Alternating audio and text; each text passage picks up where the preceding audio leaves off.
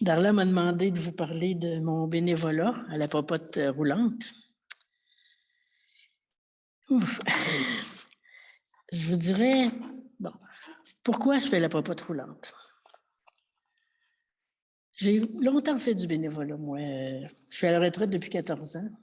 Donc, à un moment donné, il faut meubler notre temps aussi. Même avant, j'en faisais un peu, mais des fois dans des comités, c'est intéressant, c'est utile. Mais j'avais le goût vraiment de m'impliquer dans quelque chose de plus concret, plus près des gens.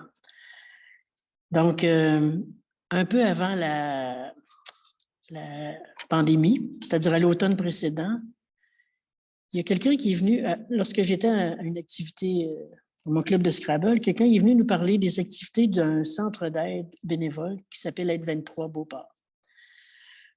En même temps, une de mes amies m'avait dit qu'elle faisait parfois des visites d'amitié à des personnes seules. Je trouvais ça intéressant. Je pense que je vais essayer de faire ça. On a donné notre nom à Aide 23. On a eu une petite entrevue. Il fallait choisir ce qu'on voulait. Les visites d'amitié en premier. En deuxième, l'aide 23, la popote roulante, peut-être. Mais ça ne me tentait pas tant que ça. Je me disais, c'est tôt et midi. Il faut y aller tôt. En tout cas, ça changeait plus mon horaire que passer une après-midi par semaine avec quelqu'un. En tout cas, la pandémie arrive avant qu'on soit appelé à commencer quelque chose. C'est que Richard et moi, on s'était dit, bof, ça va aller à loin avant qu'ils nous appellent. Mais je vous dirais que je pense que la popote m'a choisi parce qu'un samedi après-midi, téléphone sonne, on me demande de faire la popote roulante parce qu'il manque de bénévoles puis c'est un besoin urgent. C'est pas ça que je voulais faire, moi. C'était des visites d'amitié. Fait que des fois, je me dis, c'est la popote qui m'a choisi. C'est pas moi qui ai choisi la popote. Mais on a accepté, Richard et moi, de se lancer dans cette aventure-là. Comme je vous dis, ils nous ont appelé un samedi, puis il fallait commencer le lundi. J'étais certaine que c'était correct de faire ça.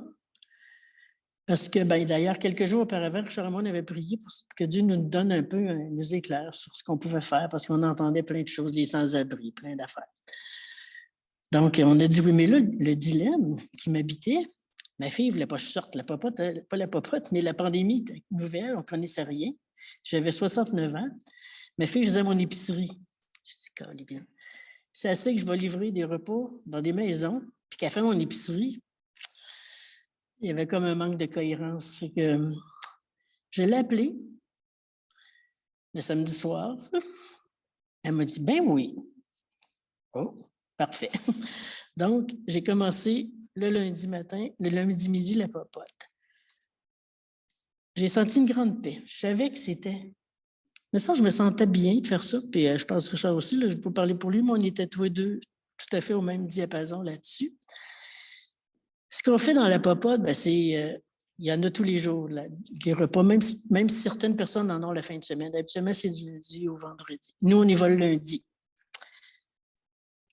C'est très... ce que ça donne aux gens, dans le fond, c'est que les gens, ils mangent. Parce qu'il y a beaucoup de gens qu'on visite qui sont soit handicapés physiquement, il y en a qui ont des problèmes à se déplacer. Il y en a plusieurs aussi qui c'est au niveau de la santé mentale, soit de l'Alzheimer ou d'autres problèmes cognitifs. C'est des gens, en tout cas au début, quand on l'a commencé, là, on a une plus grosse run, je dirais, qu'au tout début. Au début, on avait peu de gens parce qu'ils avaient gardé vraiment l'école les plus nécessiteux, parce qu'il manquait beaucoup de bénévoles. C'était complexe. Donc, c'était des gens vraiment qui avaient besoin, des grands besoins. Puis souvent, je me suis rendu compte qu'on est souvent la seule visite qu'ils ont dans la journée. Beaucoup de gens âgés, il y en a dans 90 ans. Il y en a par contre plus jeunes. Présentement, il y a une dame qui est plus jeune que moi qui reçoit la popote, mais elle a des problèmes à se déplacer. Une autre qui a un cancer du poumon qui est à la maison. Donc, ce n'est pas tellement une question d'âge, mais il y a beaucoup de gens qui sont très âgés. Souvent, leurs enfants soit sont loin, soit travaillent. Souvent, c'est leurs enfants, parce que c'est un service quand même les gens doivent débourser pour ça, mais un prix très réduit pour les repas. Donc, c'est leurs enfants souvent qui payent. Même, il y a un monsieur qui c'était son ex-conjointe. J'ai trouvé ça beau. C'est son ex-conjointe qui paye ses repas, puis lui, il ne sait même pas qu'elle a fait ça pour lui. Mais on est leur visite. Ils sont contents d'avoir quelqu'un. Quand on a commencé la popote, je donne un petit exemple, en tout cas, On n'était pas masqués dans ce temps-là. Le port du masque n'était pas nécessaire. On ne savait pas. Personne ne savait rien. On avait des gants, en tout cas, les mesures de distanciation étaient là. Il fallait déposer, garder de la distance, mais on n'était pas masqués. Fait que on arrive avec un. En tout cas, moi, je me disais, il faut arriver avec un sourire, avec les regarder dans les yeux, même si on ne peut pas les approcher, au moins pour avoir un petit rapport, comment je dirais bien, un peu plus concret, un peu plus physique. Puis à un moment donné, il a fallu se masquer. Il y a un couple chez qui on allait qui avait 92 ans. Ça les insécurisait beaucoup de nous voir arriver masqués. Ils me disaient, on ne sait jamais si c'est la même personne. Ben, je dis, regardez la couleur des cheveux. Mais puis à un moment donné, il me demande, baissez-le donc. Baissez-le donc. Il est assez loin de moi. J'ai baissé mon masque. Ah, c'est la même, tout heureux. Fait que je me dis, pour eux, c'est un contact qui est quand même important. Puis on est les yeux. Des fois, on voit que quelqu'un a plus de difficultés. Puis il y a des gens qui n'osent pas, comme, mettons, il y avait une dame qui n'aimait pas le poisson. Puis de temps en temps, il y a du poisson. Bon, à un moment donné, oh, j'aime pas bien ça, mais madame, du moins, quand c'est le poisson, je le jette, je ne le mange pas. Ben, là, voyons donc, j'ai dit, dites-le, ils vous en donneront pas de poisson. Non, non, je ne veux pas déranger. Mais moi, je les ai appelés, puis je leur ai dit, telle personne, elle jette. Fait que là, ils l'ont appelé, puis ils ont dit qu'ils donneraient autre chose. La semaine d'après, elle me dit, toute heureuse, ils m'ont appelé, ils l'ont su que je n'aimais pas le poisson, sans faire le rapport. Puis, toute contente. Puis la dame du centre d'aide m'avait dit, vous êtes nos yeux, donc quand vous voyez quelque chose, parce qu'eux autres, ils veulent donner service, mais c'est ceux qui ne peuvent pas aller dans les maisons, c'est nous qui y vont. Donc, je pense que c'est important. Puis on tisse un petit peu des liens. Ils nous racontent, on les voit chaque semaine. Bien, moi, c'est une journée par semaine. J'ai fait quelques remplacements, des fois dans le milieu de la semaine, mais habituellement, c'est une fois par semaine. Mais ça fait 2 ans que je les vois. Alors, remarque, il y en a beaucoup qui ont changé depuis ce temps-là. Il y en a qui ont arrêté. Il y en a qui ont été rendus en CHSLD. On ne sait pas, toujours, parce qu'il y a de la confidentialité. Je ne peux pas suivre les dossiers par après. Mais il y a un lien qui s'établit. De plus en plus, les gens nous racontent des parties de leur vie, se confient. Je pense à un monsieur qui est en soins palliatifs à la maison. Bon, j'en repère tout le temps. Ça va. Il nous confie des choses, puis en tout cas, je pense que c'est important pour eux d'avoir au moins un exutoire pour pouvoir parler un peu. Puis nous, ben, pour moi, en tout cas, ça m'apporte beaucoup de joie de faire ça. Je les aime, mes personnes. On a développé un lien, puis ça me remplit de joie. J'ai l'impression d'être utile aussi. Au moins, c'est un bénévolat qui... Tu sais, je suis secrétaire dans des conseils d'administration. C'est utile, mais c'est pas utile de façon si concrète. On ne le voit pas, en tout cas. Peut-être l'organisation, ben, elle ne tombera pas si je ne suis pas là. Il va y en avoir un autre. L'aide 23 aussi, il va y en avoir un autre. Mais je ne sais pas, là, on voit plus le résultat. Donc, pour moi, c'est un plus.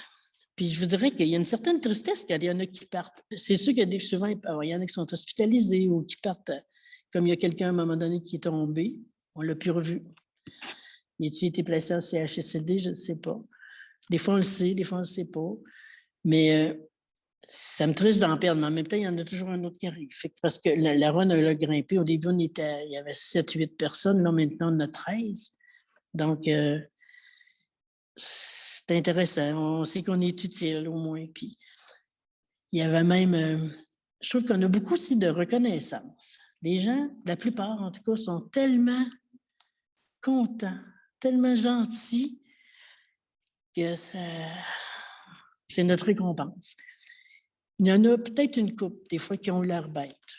Mais je me dis, c'est eux autres qui ont peut-être le plus besoin d'un sourire, s'ils ne sont pas capables. Puis souvent, à la longue, ils finissent par... je les sens plus calmes, plus sereins. Je vous disais, par rapport à ma foi, je vous dirais comment ça me stimule ou que ça m'enrichit. J'ai vraiment senti... Je reviens au début, quand on a décidé de faire ça, quand on a eu le téléphone, je vous avais dit dans la semaine, je Raymond prier pour ça.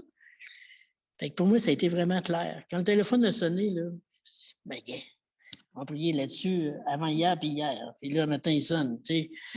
Donc, mettons, je ne fais pas de ne pas y aller. Ben, pas que je ne pouvais pas, je ne me sentais pas obligée, mais pour eux, c'était comme naturel, je dirais, de répondre à ça. Puis, je me dis, je ne suis pas une chrétienne, ben, je suis une chrétienne, là. Je ne veux pas dénigrer, mais très, très ordinaire. Là. Je ne suis pas impliquée dans des affaires extraordinaires, mais je me disais, ça, c'est une petite affaire qu'on peut faire. Tu sais, Jésus nous dit, il est venu comme serviteur, il nous dit de servir. Ben là, si je suis capable de faire une petite affaire, tu sais, pourquoi pas?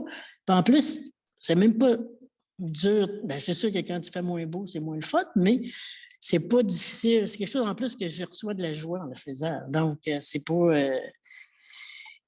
Je sais pas, je me dis, c'est un petit souci des autres qui correspond, en tout cas, à ma vision de la chrétienté. Puis, c'est un petit pas vers le prochain, dans le fond. Ouais. C'est notre prochain, c'est ceux qui sont autour de nous. On n'a pas besoin de fonder un orphelinat en Haïti pour faire des grands choses. On peut faire juste quelque chose à portée de la main, à côté de chez nous. Puis, il y a certaines personnes aussi, quelques-uns, à qui j'ai dit que je prierais pour eux. Je pense à une dame, c'est dommage parce que je ne la vois plus parce qu'elle a changé de run. Les parcours sont faits selon il y a un trajet, là, la distance, ça soit plus logique. Elle était dans ma route, puis c'est comme bizarre parce que nous autres, on fait ça, puis là, il fallait aller là pour la voir. C'est peut-être dans le fond, remarque que je viens de repenser à ça. Peut-être Dieu qui a voulu ça de même, en tout cas. Il fallait faire un détour, c'était pas logique. On ne l'a pas vu longtemps. C'était une dame qui était souriante, gentille, reconnaissante. Sauf qu'à un moment donné, elle avait perdu dans la même année son mari, son fils, puis elle passe au feu. Elle était tellement découragée une journée, là, il n'y a rien qui fonctionnait. Puis elle me racontait ça. Puis là, je lui ai dit, ben, tu sais, je ne peux pas faire grand-chose, mais j'ai dit, je vais prier pour vous. Elle m'a sauté dans les bras, toute contente. Puis, peu de temps après, elle est tombée d'ailleurs dans ma run. Ben là, j'ai dit, coup dans une autre run. C'est pour ça que je dis, je viens de repenser à ça, là, c'est peut-être exprès que ça a fait un détour pendant quelques semaines. En tout cas, j'ai dit, je prierai pour elle, je prie pour elle. J'avoue que peut-être pas aussi régulièrement que je le devrais, mais en tout cas, quand j'y repense.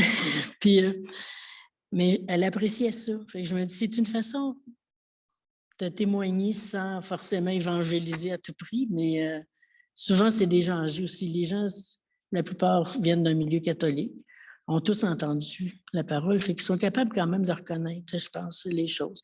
Puis les quelques-uns à qui je disais, je ferais de prier pour eux, oui, allez-y, ils sont contents. Fait que j'ai l'impression d'être en accord, en tout cas, avec tout ça. Fait que c'est tout ce que j'ai à vous dire. Ce n'est pas un grand discours. Fait que merci de m'avoir écouté.